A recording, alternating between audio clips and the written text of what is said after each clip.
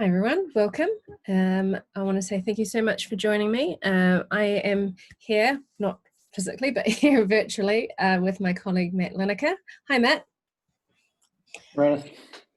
Today we're going to be presenting a webinar. It'll probably be around the 30 to 40 minute mark, and we'll be talking about social learning within Totara Learn today. We've got a few more attendees coming in, so I'll buy some time and cover off some of the admin now. So as I say, we've got Meredith and Matt here today. We'll be working through a mix of slides, and then we'll be flicking over to my local installation for a bit of a live demo and discussion on how social learning might work from a practical point of view. We are recording today's session, so if there's anything that you want to go back to and listen again, or if you hopefully enjoyed it and want to share with your colleagues, the recording will be uploaded to the Totara community in the next day or two, and you can share that link. And the community hosts a range of all of our webinars that we've done before. So if this is the first time you've attended one of our Totara webinars, there is a repository of webinars.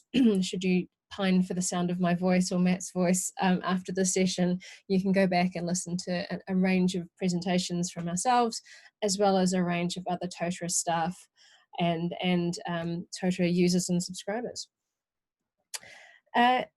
So the chat is open. While I'm talking, Matt will be looking after the chat, and while Matt is talking, I'll be doing the same. So if you do have any questions, do jump in there and ask. We will be both be pausing regularly to take any questions. So do feel free to jump in there. So I've covered all that. Anything to add, Matt, before I go to your first slide? Not on housekeeping, but just hello to everyone, and hope everyone's doing well in these strange times. Okay, well, let's get cracking. So, as a result of COVID-19, we've seen lots of people starting to use Totara in perhaps different ways than they might have done before. So, obviously, social learning can always be seen as important, but it could be that now you're pushed a bit more to try and connect through your learning management platform in ways that you haven't done before. So one way to start thinking about social learning is to reflect on the idea of learning in a community. But what exactly is a learning community? Well, a learning community could be a lot of different things to different people, but they might share some common characteristics, such as a group of people engaged in a learning process with common interests and a desire to improve their performance in a skill or subject area. Members of the community help to support professional growth and share best practice. So we might think that a learning community is facilitated by an online platform that enables sharing, collaboration, and networking across organization silos. Using an online platform allows different stakeholders to interact in ways that they might not have done if the platform was not in place. So for example, in your face-to-face environments, you might not walk over to different parts of the office, people might not collaborate, whereas online, some of those boundaries might be moved a little bit, and people might start talking to each other that hadn't done before. So what are some of the benefits of introducing a learning community for your organization? Well, a learning community provides access to resources, information, and potentially structured learning programs too. And you can mix both formal and informal learning within a learning community. So you could use your LMS to create spaces where users can join in the conversation, where they need to, and people can learn informally, but you can also have a set of courses available that people are required to take to ensure their formal learning needs are met too. So have a quick look at a learning theory called connectivism. If you could just change. So connectivism is a modern theory, and it sees learning as a process that occurs within environments of shifting core elements, which are not entirely under the control of the individual. So connectivism holds the ideal that learning can reside outside of ourselves, and it's focused on connecting specialized information sets. It's the connections that enable us to learn more. So having a good LMS in place where you have good forums, people can talk to each other, having those connections available across your organization can be really beneficial. Some of the main principles of connectivism are that learning and knowledge rests in a diversity of opinions. Learning is a process of connecting specialized information sources. The ability to see connections between fields, ideas, and concepts is really a core skill. And with the more information we have available on the internet, Being able to distinguish information types and know what's valuable is itself a core skill. And whilst using a learning community, team members are learning to make those decisions about what to read, who to interact with, to get the most out of their community. So they're doing a core skill whilst using the platform. Can we look at the next slide, Meredith? So when building social learning or a learning community in your platform, here's some questions that you might want to consider. Does the platform allow you to easily brand it so people know where they are and ensure users can connect with your branding and your organization? How easy is it to sign on and navigate through the platform? Are spaces laid out easily so that users can find information they need quickly? How will users interact with the platform? Are discussion forums easy to use? Can users create profiles on the site to bring out their personality to the discussion? How easy is it to search for content? Is it easy to find things? How will the content be managed on the site? Will you have a community manager, for example, that helps to create the content? Will this be left to the community users themselves? Will you also include formal learning resources the users can take as they grow as professionals? Or is there a mixture between just formal and informal? Do you have two different sites, one just for informal and one for formal? Probably best to blend both of them.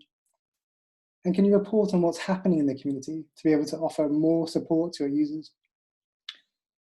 If we go to the next slide, Mary. So a big question is, how can you sustain learning in a community? So one way to ensure you sustain learning in a community is to create what Garrison referred to as a community of inquiry.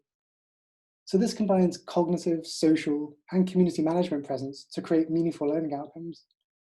We could say that all three must be present to create meaningful learning outcomes. For example, the cognitive presence. This is the extent to which learners are able to construct and confer meaning through sustained reflection and discourse. Or is it simple for learners to engage in debate in LMS? Can learners post new comments and join older conversations easily? The social presence is defined as the ability of participants to project themselves socially and emotionally as real people through the medium of communication being used. So for example, can individuals represent themselves on the site? So can they add a profile picture? Can they perhaps use video to introduce themselves? Can they feel that their personality is being conveyed on the site easily? And that's a big thing for social learning. If you feel alienated or different on the site, you don't feel yourself, you may not wish to act or to really talk much on the site. And then finally, a teaching presence or community management presence. So here we might think of who's going to engage that community. Like I said before, is it just the users themselves who will leave to engage and do things? Or will you have people prompting conversation, seeding discussions, adding tasks to the site? That's a really important question to consider if you're going to build out a learning management system. So we're going to hand over to Meredith to talk about some of the practical aspects of using your LMS to build some of these things. Okie dokie. So bear with me as I swap over slides and live environments here. Okay, so Matt, can you confirm that you can see my local site? I can see it beautifully. Lovely, thank you so much. Alrighty, thanks Matt. Before I kick in, does anyone have any questions for Matt? Please do post them in the chat. He'll be able to answer them while I'm talking away. So as I said, I'm going to be doing a bit of a mix of talking and live demo here on my local site. What you're seeing is my very vanilla, plain version 12 site. No enhancements, no theme, just so we can focus on the functionality. And this is a course that I have set up and while I was prepping for this presentation and preparing my slides. Actually, that was a lot of alliteration. And I'll be just using this kind of as a background and as a demonstration for the points that I'm going to talk through. So forums are an obvious one to start off talking when we're talking about social learning and interaction tools within Totara Learn. So forums are an especially powerful tool across Totara Learn. There's a range of different forum types that exist. There's of course the standard discussion reply process. There is also a single discussion, so an individual might, for example, in an introduce yourself here type forum process, each of them create a new topic as they introduce themselves, and then there's only replies, so welcome Meredith or hi, nice to meet you Matt, as replies. And then there's the Q&A type forum, which I talked about in the Hidden Gems series webinars. If you missed those, you can go back into the community and find them. And this allows sort of scenario-based learning and interaction, and that can create quite a social and collaborative environment, because you can't see other people's responses until you've responded to your own, and then you can formulate a discussion based on that. Something to remember around forums is that there's a range of different completion settings available. So you can kind of encourage social interaction by putting completion requirements on them. And there's a range of options here. So people must view it, even just opening it. You can have discussions and replies and minimum numbers of those things.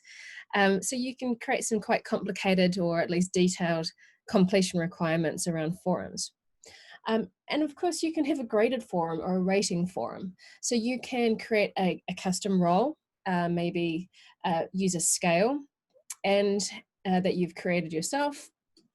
And maybe this is at one called forum interactions, where you can allow learners to rate the interactions within the forum from their peers. And that might be just from an encouraging point of view, or it might identify areas where people might be unclear and need to improve the way that they're communicating and collaborating with their fellow learners. So allowing a custom scale and allowing learners to apply those ratings might, as you can see here, you just need to override those ratings here within the permissions area, can allow for more of encourage that social learning within a forum environment. And also the quality of it if you're providing peer ratings. Now, another one is obviously going to be the chat functionality. Let me skip back to my homepage here.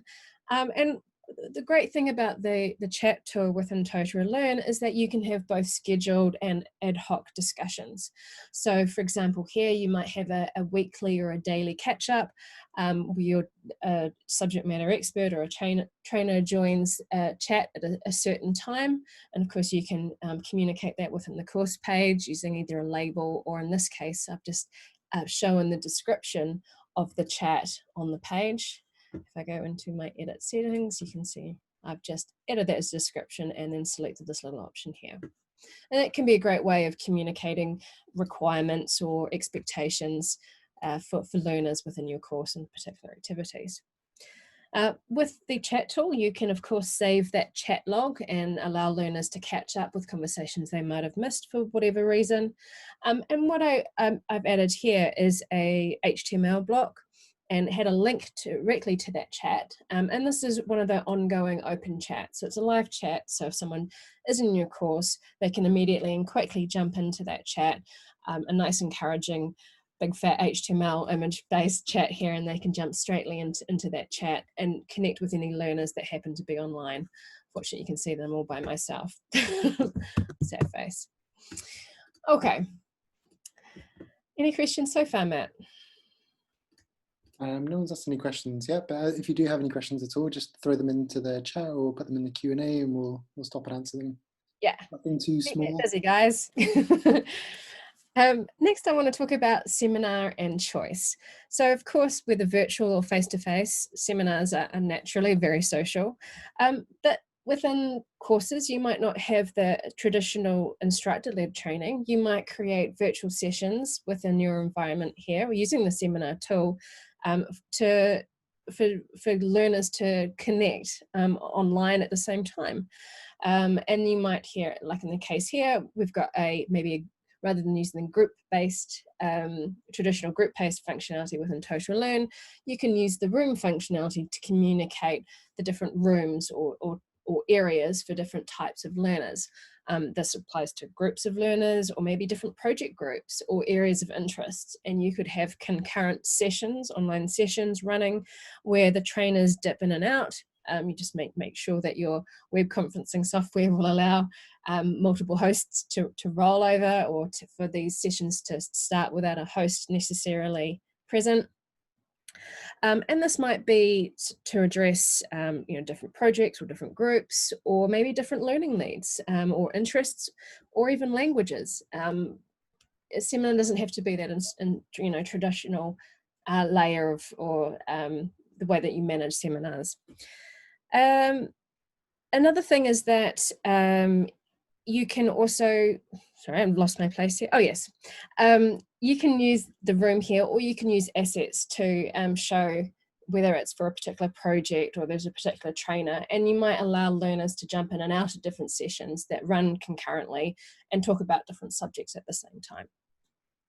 And as long as you just make sure that in terms of the functionality, the booking is open and learners don't need an approval process. Otherwise, the manager is going to get a bunch of messages for a learner who wants to book into multiple groups and jump between those live discussions.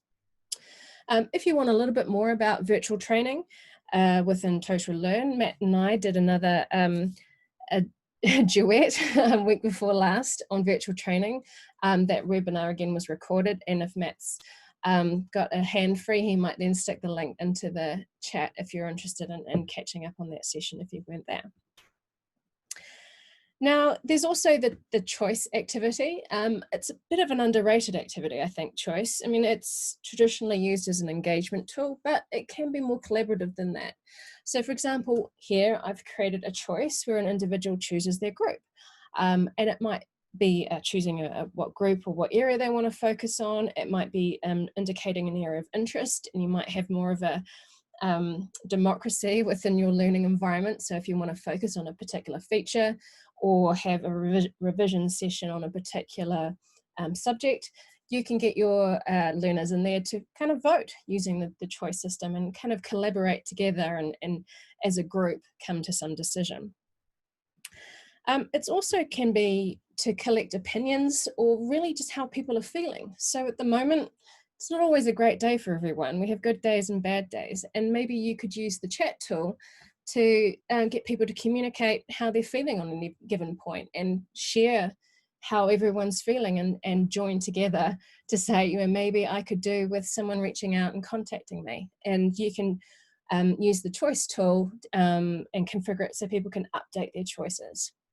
And maybe knowing how other people are feeling, or you know, there might be areas that people are struggling in, can allow learners to connect and discuss more and be overall more productive and collaborative within a course environment. I've got a slide break, Matt. Anything in the chat? Quick question from Jim, just asking, can you share seminars over multiple courses?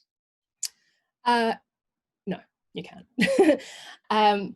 What you could do if you have got a kind of funky use case like that is create a course and make it a meta course, and then rather than enrolling learners into that course, is enroll people already in a course as a course into that course. Gosh, I'm not explaining this very well at all. I did talk about meta courses in the Hidden Gems webinar the other week. Basically, you create a parent course and then child courses which you can enroll in that course, and then they can access a seminar that you host in that kind of parent or meta course. Otherwise, you have to be enrolled in a specific course to sign up for a seminar. Hopefully that answered your question eventually. Was there anything else, Matt? No, Jim's saying that makes perfect sense. Okay, did it? Well done. Jill was saying, does the choice element have notifications, or do you need to run a report to see how people are feeling? You don't need to run a report as such. Within the chat activity, you can choose how it's set up. So if I go into the settings here, you can choose whether all of the response and the results are visible. So in this case, it's not visible to learners, but you would probably, in that specific choice example, show the results but have it as anonymous. So you can sort of, or not, depending on whatever terms and conditions the learners might have agreed to. But you can, as an administrator or course manager, see who has responded unless it's anonymous. And that's standard. Okay, these are all the questions we have for now. Thank you. Okay. So let's move on to the Wiki tool and the book tool. Now, Wiki is obviously a very social and collaborative tool by the very nature of it. That's how it was designed. And the Wiki tool within Totara Learn works in exactly the same way as Wikipedia. So a group or several individuals will create a document or a piece of content, and all of the changes and the history of changes are tracked, both those changes and who changed it. So it's a great way of facilitating group work or the creation of collaborative exercises or assignments or resources like a shared knowledge base, as well as capturing different reflections or discoveries of a learner. So again, sharing how you're doing and what you're thinking, and maybe you know, hey, I read this great article, here's a link to it, this might help. Or I came across this great activity in another course, here's a link to the course. Now the book tool works in a similar sort of way. Where did I create a book? Yes, I did. It's just a slightly simpler interface, both in terms of the functionality available. So you can create a new page at any point, and then you can have different chapters, and that's the standard layout. Whereas a wiki, you can have interconnecting pages and linked internal links. However, that's simple. Everyone creates a chapter or everyone creates a sub-chapter, will allow a kind of a more linear and slightly more intuitive interface.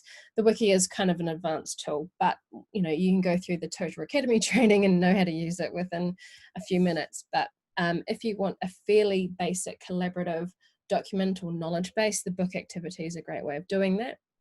Now, by default, only course managers, editing trainers can create new pages or chapters within a book, but you can override those permissions as you like. So I can go into permissions, and when I'm viewing that book, if I select learner, for example, then the one you want to hit up is this manage activities. And you can just set that to allow, and that's a single override for the learner role within this particular book, within this particular course. Don't panic, it's not going to allow learners to run amok and go all kind of Lord of the Flies across all of your content. It's specific to this particular book if it's a collaborative and social exercise. One thing to note with the book is there's no tracking like there is in Wiki. So it's very much a judgment call which tool that you want to go with. Any questions, Matt? Not that I can see. Shouting at We have the chat open. Okay, cool. That's the right answer. You're just buying me some time to take a sip of water. Okay. Next is the assignment and the workshop tool. Now, assignment is a fairly intuitive activity type. You can create singular as well as group assignments, and providing a discussion area and a work area via those forums and chats and seminar tools which I've gone through is one really great way of facilitating that group assignment. So there are some specific assignment settings to make it a group submission. Cunningly hit here underneath group submission settings. Hope this is big enough, make it a little bit bigger there. So you can say that learners must submit into groups, whether the group has to make a submission, whether it's one submission or many submissions. And yeah, you can set groups within the Totara Learn course and force these through the assignment tool. Entirely up to you how you run that, but the assignment tool does allow for that group and social collaborative learning. Now the workshop tool is what I would class certainly under that kind of advanced activity type, along with, you know, lesson and wiki. And it can be a little bit, there's a lot of setup, let's be honest. There's a short-term pain, long-term gain when it comes to the workshop tool. It's not usually enabled by default, so some of you might not have worked with the workshop tool at all. But in a nutshell, it allows for peer grading of assignments or assessments. It doesn't have to be linked in any way to the group, to the assignment functionality within Totara. It can be a separate, you know, online submission or a file submission. And roughly what it allows to do is for you as the course manager to set the grading criteria, and then apply scores for receiving a review from a peer, as well as submitting a review for another peer. And there's some inbuilt controls to kind of track and potentially penalize for popularity and nepotism based scores.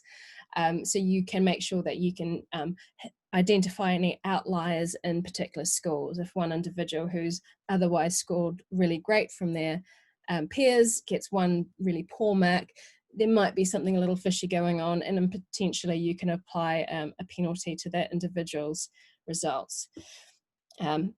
I can only recommend the Totara Academy course on the assignment tool, on the workshop tool, or in the assignment, but the workshop tool, because it goes through all of those different stages in a really nice way, and can clear that right up for you. And then you can make best use of the workshop, which isn't restricted to the use of assignments. It might be for peer reviewing of things like business plans or project plans. It can be certainly applied in a more businessy enterprise context as well. Anything in the chat? We don't have any questions currently. I'll post a link to that course for everyone in a minute. Oh, star, thank you. All right, nearing the end here. So glossary and database.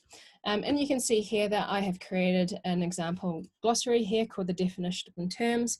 And this is a collaborative tool, rather than it being a prescriptive glossary where only the course manager provides definitions. You can open it up so that learners can provide their own definitions or share their own specific knowledge on areas.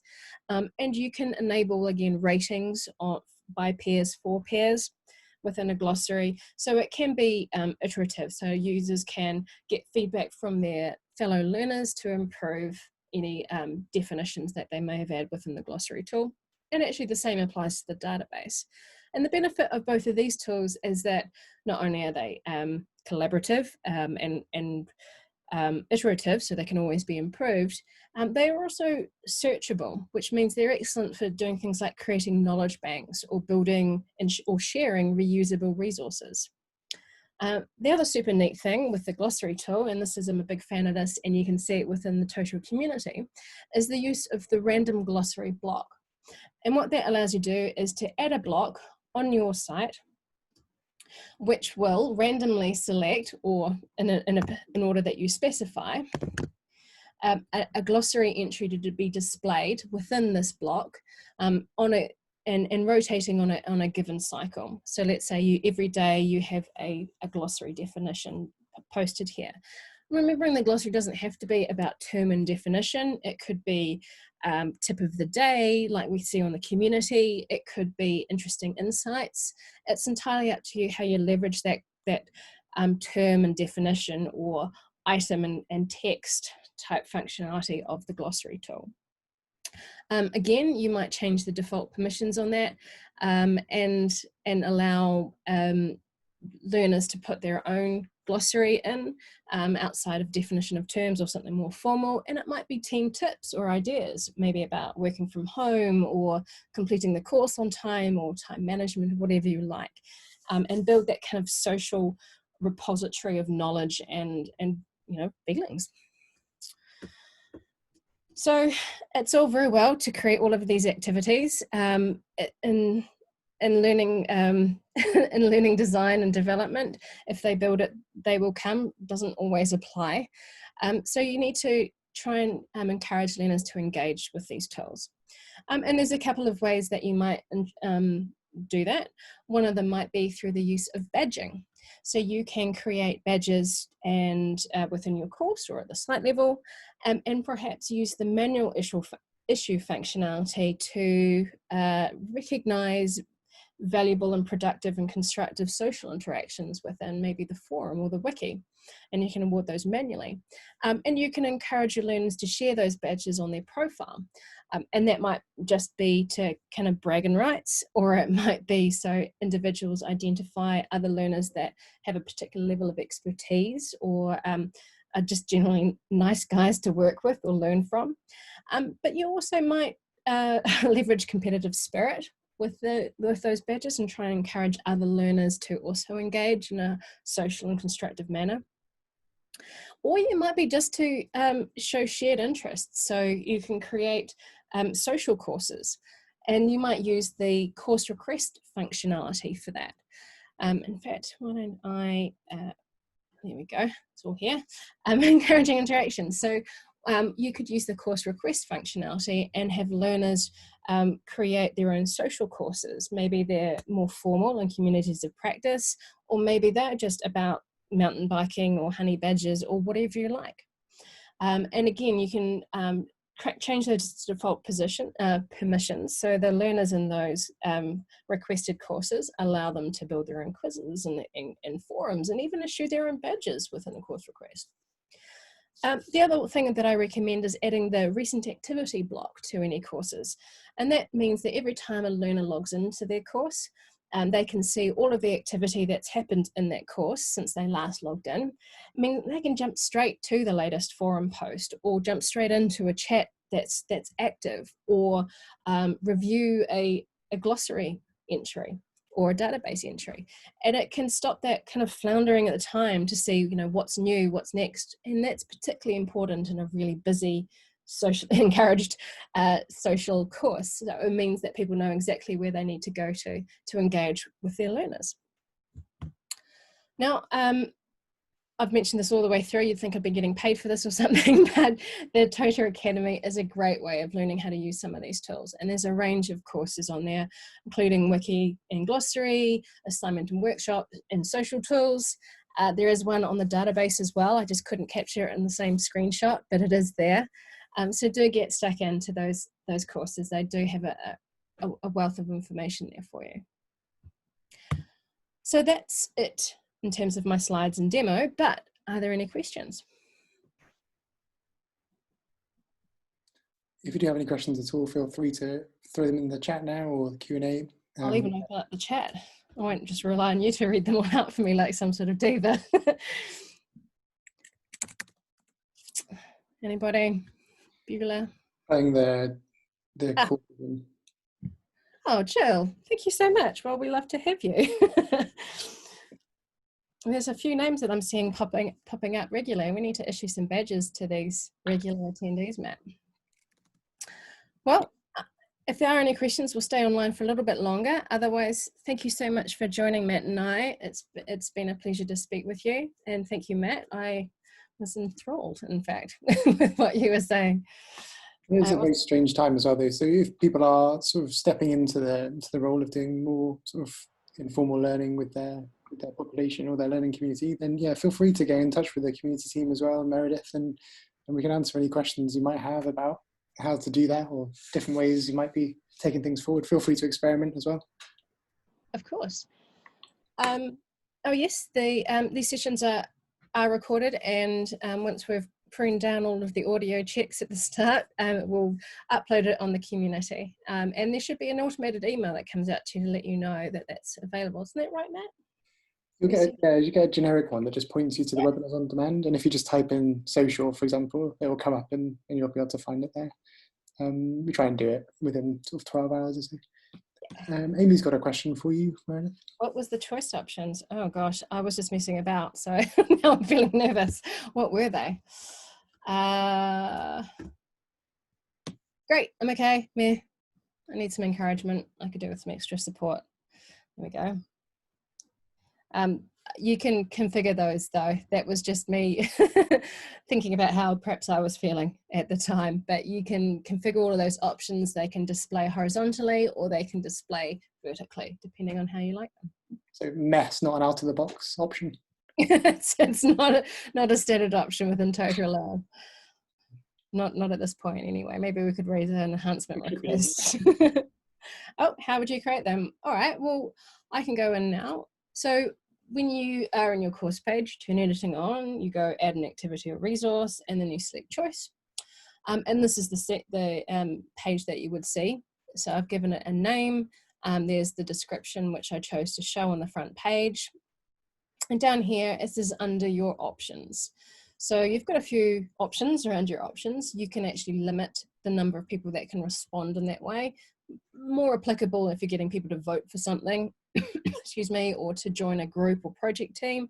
In this case, I don't want to limit the number of responses. And you can say whether it's going to be a tick box or a radio button, so whether it's one option or many options that they can select. And then you just type that in. So yeah, lowercase f, obviously not fine. You can configure those options and you can have any number that you like. I just chose 5, but you can go up to as many number as you like, and then you just save. So there you go. You are very welcome, Amy. Which 3 courses in the category referring to this webinar? Oh, you've put the link up there. I can display that slide again. I'm sure I can. Yep. There we go. That wasn't as hard as I thought it was going to be. There you go. I've put the links in the chat already, but I can put them again if you need them. Alrighty. Well, if there are any more questions, do stick them in there. If there are any suggestions on other sessions that you would like to see from one or both of us, please feel free to post it in the chat as well. Otherwise, I thank you so much for joining and look forward to seeing you in our next session. Thank you so much. Thanks a lot. I'm just going to put these 3 in just for you. Okay. Again. I haven't watched anything down yet.